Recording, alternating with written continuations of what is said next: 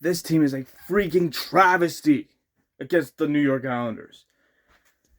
It's a freaking joke that the Leafs have put. So they tie it up, and the Islanders completely dismantle the Leafs at this point. 5-3 is the final for the Leafs. Leafs lose to the New York Islanders 5-3, and as a result, they get swept by the Islanders. For the first time since the 2023-24 season, when they had Sheldon Keefe as the head coach. Now under Berube, that's right, he gets swept by the Islanders again. Completely and utterly nonsense that was tonight. I don't know what the hell just happened, but I feel like that shouldn't have been the case. It's completely unacceptable tonight. Again. Like, of course, you might need a competitive, but competitive is not enough. You play like crap. Then you score the third goal in the third period, and then you completely go MIA. You go MI freaking A within the dying minutes, something like 5 or 6 minutes to go in the third period. Oh my god. What the fudge did I just watch tonight? What did I just watch tonight? That game sucked. So where do the Leafs go from here? Who do they start? Well, first off, they call off Double A, Arthur Ecker, whatever his name is. Call him Double A. So Double A comes in to start for the Leafs in Ned because, oh yeah, you start in Joseph Woll. And then, of course, Anthony Stolarz. We all know he's injured, so that his season's done. We all know that. And then you bring in, wait for it, Ilya Sorokin for the New York Islanders. Ilya Sorokin. I mean, couldn't you just put in David Riddick? Oh, wait, you can't. You can't put in David Riddick. That's a joke. An absolute joke. All right. Let's get to the game. First period of the game. Oh, my God. It was pathetic. One of the most pathetic periods I've seen. In the first period, where the Islanders, they tackled in a couple goals. The first one was, Leafs take a stupid penalty. It was a delayed penalty called on the Leafs, which is about to happen. And then, of course, Braden Shen scores to give the Islanders a 1-0 lead. And then, meanwhile, Double A made some saves, and Jean-Gabriel Pageau scores to make it 2-0 New York Islanders. But then not long after, and then, of course, Leafs have some, Leafs are down 2-0. That's not good. But then Steven Lorenz scores to fool Ilya Sorokin. And we're like, hey, we're down 2-1. Steven Lorenz scores to put the Leafs up on the board. That's actually pretty good. But we're still getting outshot. 3 or less for the Leafs. They're getting outshot by the damn Islanders. We're getting outshot by this damn team. So it's a 2-1 Islanders lead at the end of the first period. But then Easton Cowan ties it up. He rips it. And the Leafs the Leafs tie the game up at 2. We are feeling good about it. Until some dumb crap happens. Matthew Schaefer scores. He regains the lead for the Islanders. The same dude that ruined Austin Matthews' night in January, where he surpassed Matt Sandin. And the Leafs are down 3-2. That's not good. And then Eli Heineman on the power play on a 2-man advantage for the Islanders.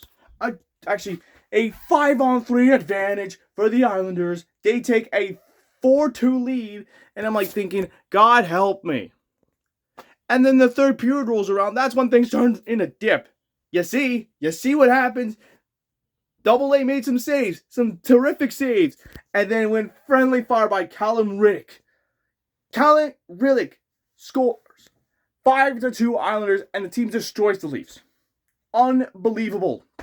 But then Morgan Riley scores. I'm thinking maybe there's some life. Nope, that's the game. Leafs played like absolute crap, and that game was pathetic. One of the worst games coming into the end of the season, and we're getting lit up by the Islanders, who just fired Patrick Waugh to hire Peter DeBoer, and surely enough, DeBoer's back, and he got his first win as the Islanders head coach. Way to go, my friend. Welcome back to the NHL. But against the Leafs, are you serious? Because now the Islanders are fighting for a playoff spot. See, this is what I don't like. When the Leafs lose to the New York Islanders, that's what really bothers me. We keep losing to the New York Islanders again and again and again.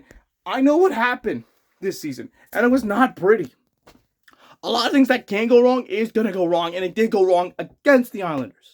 Yeah, when did this all start? It all started in January 3rd, 2026, before Austin Matthews got injured, and his season was his season was done. Matthews surpassed Matt Sandin for the all-time Leaf scorer, or the all-time Leaf scoring record. 421 he surpassed.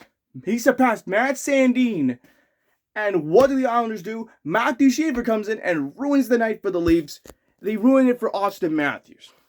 So Matthews' night gets ruined because of an 18-year-old ruining everything. The next one was St. Patrick's Day, and the Leafs were playing against the Islanders on St. Patty's Day, and the Leafs lose on St. Patrick's Day, where the Islanders ruin St. Patrick's Day. And then you go to the next game in April, and they get completely destroyed. 5-2, and they make it 5-3, but it don't matter, they still lose the Islanders. One of the most pathetic games I've seen was tonight. I mean, for Christ's sakes, man, this is insane that the Leafs lost to the Islanders yet again with this team. I think the Leafs didn't deserve to lose to the New York Islanders this season. They didn't deserve to get swept by the Islanders. That was complete and utter bull. I've seen it before when the Leafs got swept by the Islanders in the 2023-24 season, where Bo Horvath ruins the Leafs' comeback and ruins John Tavares' 1,000th career point night. Then Matt Barzal and the Islanders made the Leafs blow a 3-1 lead. And let's add Pierre Engvall scoring the dagger at Toronto in Scotiabank Arena that I attended. Let's put that on the icing on the cake. That game was by far horrible. All those games I just mentioned from the 23-24 season, complete bull. And this one, and the next 3, complete bull. Wow, that was pathetic tonight. It really is. And the Leafs have now lost 4 straight games in a row after the Leafs got eliminated from playoff contention this season.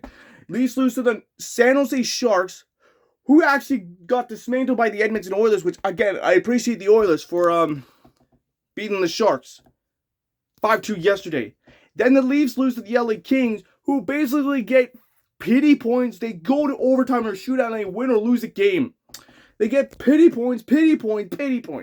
Then the Leafs get shut out by the Washington Capitals, which might have been Ovechkin's last time playing against the Leafs. But that shutout was undeserved by Logan Thompson. And now the Leafs lose to the New York Islanders. Yet again. Completely built bull that this team lost to the Islanders again. What a joke. What a freaking joke that game was. An absolute disaster tonight. I'm sorry. It's pathetic that team lost to the New York freaking Islanders. 4 straight losses coming in to the end of the season. We're almost at the end of the season. Come on, just end my misery. Let me just get in the off season. Oh, and let me just freaking riot that there's no Leafs in the playoffs. It's complete bull crap. Well, at least there's 3 games left until the end of the Leafs season, and it's honestly disappointing. So the next game, the Leafs play against the Florida Panthers Saturday night, the final game of Hockey Night in Canada, and the final game of the final game between the Leafs and the Panthers this year, and pretty much the absolute, how can I say this? The end of the Keyshawn Panthers rivalry. Oh, hold on a minute. The Keyshawn Panthers rivalry doesn't end when the Leafs beat Florida. When the Leafs beat Florida and the Panthers, that's when the rivalry ends. It doesn't end with just regular season wins. Come on now. There's no sugarcoating that. But this game sucked. Tonight sucked. And Tank Nation is celebrating like they just won a cup. That's on you. What a joke that was. Unbelievable. Unbelievable. That game sucked. And I'll admit this team sucked, but it's not right. That was baloney, man. Baloney.